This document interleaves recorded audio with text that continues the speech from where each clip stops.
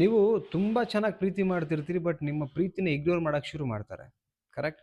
ಇವತ್ತಿನ ಈ ಟಾಪಿಕ್ ಮಾಡ್ಲಿಕ್ಕೆ ಕಾರಣ ಏನಂದ್ರೆ, ಇವತ್ತೊಂದು ಕೌನ್ಸಿಲಿಂಗಲ್ಲಿ ಒಬ್ರು ಕೇಳಿದ್ದು, ಸರ್ ಇದ್ರ ಮೇಲೆ ವಿಡಿಯೋ ಮಾಡಿ ದಯವಿಟ್ಟು ಅಂತ ಹೇಳಿ. ಎಲ್ರಿಗೂ ರೀಚ್ ಆಗಲಿ, ಬಿಕಾಸ್ ನನ್ನ ಲವ್ವಲ್ಲಿ ಹಿಂಗಾಗಿದೆ ಅಂತ ಕೇಳಿದ್ದಕ್ಕೆ ವಿಡಿಯೋ ಮಾಡ್ಬೇಕು ಅನಿಸು ಮಾಡ್ತಾ ಇದ್ದೀನಿ. ನಿಮಗೆ ಮೇಜರ್ ವಿಚಾರಗಳನ್ನ ಶೇರ್ ಮಾಡ್ತೀನಿ. ಯಾವ ಕಾರಣಕ್ಕೆ ನಿಮ್ಮ ಪ್ರೀತಿ, ನೀವು ಅಷ್ಟು ಪ್ರೀತಿ ಮಾಡ್ತೀರಲ್ಲ, ಯಾಕೆ ಅವ್ರು ನಿಮ್ಮನ್ನು ಇಗ್ನೋರ್ ಮಾಡ್ತಾರೆ? ಸ್ಕ್ರೋಲ್ ಮಾಡಬೇಡಿ. ತುಂಬ ಯೂಸ್ಫುಲ್ ಆಗಿರ್ತಕ್ಕಂಥ ವಿಡಿಯೋ ಇದು ಆ್ಯಕ್ಚುಲಿ. ಓಕೆ?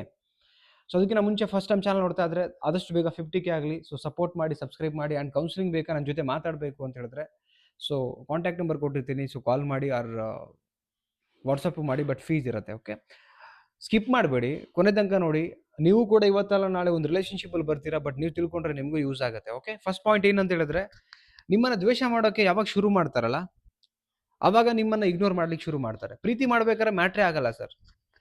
ಬಟ್ ನೀವು ಅವ್ರಿಗೆ ಇಷ್ಟ ಆಗದೆ ಇರ್ತೀರಲ್ಲ, ಲೈಕ್ ಇಷ್ಟ ಆಗ್ತಿರಲ್ಲ, ಸೊ ಆ ಟೈಮಲ್ಲಿ ಏನು ಮಾಡ್ತಾರೆ, ದ್ವೇಷವಾಗಿ ಕನ್ವರ್ಟ್ ಆಗುತ್ತೆ. ಪ್ರೀತಿ ಅದರ ಅಪೋಸಿಟ್ ಆಗಿ ಹೋಗ್ಲಿಕ್ಕೆ ಶುರು ಆಗುತ್ತೆ ಅವ್ರ ಮನಸ್ಸಲ್ಲಿ. ಅವಾಗ ಏನಾಗುತ್ತೆ, ದ್ವೇಷವಾಗಿ ಕನ್ವರ್ಟ್ ಆಗ್ತಾ ಹೋಗುತ್ತೆ. ಯಾವಾಗ ದ್ವೇಷವಾಗಿ ಕನ್ವರ್ಟ್ ಆಗುತ್ತೆ, ನಿಮ್ಮನ್ನು ಇಗ್ನೋರ್ ಮಾಡ್ತಾ ಬರ್ತಾರೆ. ಇದು one of the main reason. Okay? So ಅದಕ್ಕೆ ನೀವು ಅರ್ಥ ಮಾಡ್ಕೊಳ್ಳಿ, ನಿಮ್ಮನ್ನು ಇಗ್ನೋರ್ ಮಾಡ್ತಿದ್ದಾರೆ ಅಂದರೆ ನಿಮ್ಮನ್ನು ದ್ವೇಷಿಸ್ತಿದ್ದಾರೆ ಅಂತ ಅರ್ಥ, ಪ್ರೀತಿಸ್ತಾ ಇಲ್ಲ ಅವರು. ಸೊ ನೆಕ್ಸ್ಟ್ ಪಾಯಿಂಟ್, ಇಂಟ್ರೆಸ್ಟ್ ಬೇರೆ ಕಡೆ ಡೈವರ್ಟ್ ಆಗ್ತಿದೆ. ವೆರಿ ಇಂಪಾರ್ಟೆಂಟ್, ನೋಟ್ ಮಾಡ್ಕೊಳ್ಳಿ ಇದು. ಏನು ನಿಮ್ಮ ಮೇಲೆ ಇಂಟ್ರೆಸ್ಟ್ ಇತ್ತು, ಅಷ್ಟು ಇಂಟ್ರೆಸ್ಟು ಬೇರೆ ಕಡೆ ಡೈವರ್ಟ್ ಆಗ್ತಾ ಇದೆ. ರೈಟ್? ನಾನು ಹೇಳ್ತಿರೋದು ಇದನ್ನು ನೆಗೆಟಿವ್ ಆಗಿ ತಗೊಳ್ಳಿ ಅಲ್ಲ, ಪಾಸಿಟಿವ್ ಆಗಿ.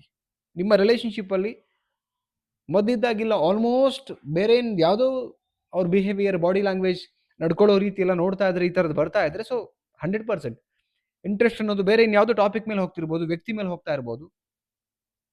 ಇದೊಂದು ರೀಸನಿಗೆ ಆಗ್ತಾ ಇದೆ. ಓಕೆ?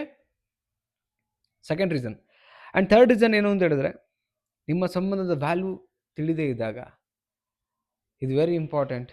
ಎಷ್ಟೋ ಜನ ಪ್ರೀತಿ ಮಾಡ್ಬೇಕಾದ್ರೆ ರನ್ನ, ಚಿನ್ನ, ಬಂಗಾರ, ಸರ್ವಸ್ವ ಶುರುವಾತಲ್ಲಿ ಹೇಳೋದಲ್ಲ ಆ್ಯಕ್ಚುಲಿ, ಆಮೇಲೆ ಕೂಡ ಹೇಳೋದು ಮುಖ್ಯನೇ ಇದೆ. ಮಿಸ್ಟೇಕ್ಸ್ ಮಾಡಲ್ಲ ಅಂತಲ್ಲ, ಮನುಷ್ಯರು ನಾವೆಲ್ಲ ಎಲ್ಲರೂ ಮಿಸ್ಟೇಕ್ಸ್ ಮಾಡ್ತೀವಿ. ಒಂದು ಪಂಚಾಯತಿ ನಡೆಯುತ್ತಲ್ಲ ಇಬ್ಬರ ಮಧ್ಯೆ, ಆ ಪಂಚಾಯತಿ ನಡೆದ್ಮೇಲೆ ಅಗೇನ್ ಆ ವ್ಯಕ್ತಿ ಫಸ್ಟ್ ಸಂಬಂಧದ ಬಗ್ಗೆ, ಏನಿ ಸಂಸಾರ, ಏನಿ ಪ್ರೀತಿ, ಏನಿದು ಫ್ರೆಂಡ್ಶಿಪ್, ಅದನ್ನ ತಿಳಿತಾ ಹೋಗಿ, ಅದರ ವ್ಯಾಲ್ಯೂಸ್ನ ತಿಳಿತಾ ಹೋಗಿ. ಒಬ್ಬಂಟಿಗೂ ಒಂದು ಸಂಬಂಧಕ್ಕೂ ಏನು ಡಿಫರೆನ್ಸ್ ಇದೆ, ಒಬ್ಬಂಟಿ ಬದುಕಿಗೂ ಸಂಬಂಧಕ್ಕೂ ಏನು ಡಿಫರೆನ್ಸ್ ಇದೆ. ಫೈಂಡ್ ದ ವ್ಯಾಲ್ಯೂಸ್, ಮೌಲ್ಯಗಳನ್ನ ತಿಳಿತಾ ಹೋಗಿ, ಆವಾಗ ಮಾತ್ರ ಸಂಬಂಧ ಗೊತ್ತಾಗ್ತಾ ಹೋಗುತ್ತೆ. ಯಾವಾಗ ಸಂಬಂಧದ ಮೌಲ್ಯನ ನೀವು ತಿಳ್ಕೊಳ್ಳಾರ್ದೆ ಸುಮ್ಮನೆ ಇರ್ತೀರಲ್ಲ, ಸಂಬಂಧ ಹಾಳಾಗ್ತಾ ಹೋಗ್ತಾ ಇದೆ. Very important. ನೆಕ್ಸ್ಟ್ ಪಾಯಿಂಟ್, ನೀವು ಅವರ ಜೀವನದಲ್ಲಿ ತುಂಬ ವೀಕ್, ಏನೂ ಇಲ್ಲ, ಮೆಜಾರಿಟಿ ಇಲ್ಲವೇ ಇಲ್ಲ, ಪ್ರಿಯಾರಿಟಿ ಇಲ್ಲವೇ ಇಲ್ಲ, ಈ ಥಾಟ್ ಅವರಲ್ಲಿ ಬಂತು ಅಂತ ಹೇಳಿದ್ರೆ, ಸಂಬಂಧದ ವ್ಯಾಲ್ಯೂ ಗೊತ್ತಿಲ್ಲ, ಆ್ಯಂಡ್ ಅವರ ಲೈಫಲ್ಲಿ ನೀವೇನೂ ಅಲ್ವೇ ಅಲ್ಲ ಆ್ಯಕ್ಚುಲಿ. ಕಂಪ್ಲೀಟ್ಲಿ ಬ್ಲಾಕ್ ಲಿಸ್ಟಿಗೆ ಹೋಗ್ತೀರಿ. ಮೊಬೈಲಲ್ಲಿ ಬ್ಲಾಕಿಗೆ ಹೋಗ್ತಿರೋ ಇಲ್ಲ ಗೊತ್ತಿಲ್ಲ, ಮನಸ್ಸಲ್ಲಿ ಬ್ಲಾಕ್ ಮಾಡಿಬಿಡ್ತಾರೆ. ಅವ್ರ ಥಾಟ್ ಪ್ರೊಸೆಸ್ ಇರಲ್ಲ, ಎಲ್ಲೂ ಇರಲ್ಲ. These are the all tips. It's very important. Ignore ಮಾಡೋಕ್ಕೆ ಮೇಜರಾಗಿ ಇವೇ ಆ್ಯಕ್ಚುಲಿ ಕಾರಣ. ಅಷ್ಟು ನಿಮ್ಮ ರಿಲೇಷನ್ಶಿಪ್ಪಲ್ಲಿ ಇವೆಲ್ಲ ಪ್ರಾಬ್ಲಮ್ಸ್ ನಡೆದಿದ್ರೆ ನೀವು ಕಮೆಂಟ್ ಮಾಡಿ ತಿಳಿಸಿ. ಈ ರೀಸನ್ ಹೌದೋ ಇಲ್ಲೋ ಅಂತ ನೀವೇ ಹೇಳ್ತೀರಾ ಪ್ರಾಕ್ಟಿಕಲ್ ಆಗಿ. ಎಷ್ಟೋ ಬಟ್ ನಾನು ಹೇಳೋದು, ಒಂದು ಸಂಬಂಧ, ಒಂದು ಬದುಕು ಚೆನ್ನಾಗಿರಬೇಕು ಅಂದರೆ ಅಂಡರ್ಸ್ಟ್ಯಾಂಡಿಂಗ್ ಆ್ಯಂಡ್ ನಡ್ಕೊಳ್ಳೋ ರೀತಿ ಆ್ಯಂಡ್ ಬಿಲೀವ್ನೆಸ್ ಇಸ್ ವೆರಿ ಇಂಪಾರ್ಟೆಂಟ್. ಸ್ನೇಹಿತರೆ, ವಿಡಿಯೋ ನೋಡೋದ್ರಲ್ಲ ಏನು ಅನಿಸ್ತು ಕಮೆಂಟ್ ಸೆಕ್ಷನಲ್ಲಿ ಕಮೆಂಟ್ ಮಾಡಿ. ಇಷ್ಟ ಆದ್ರೆ ಲೈಕ್ ಮಾಡಿ, ಎಲ್ರಿಗೂ ಶೇರ್ ಮಾಡಿ. ಮತ್ತೊಂದು ಟಾಪಿಕಲ್ಲಿ ಸಿಗೋಣ. Thank you so much. Bye.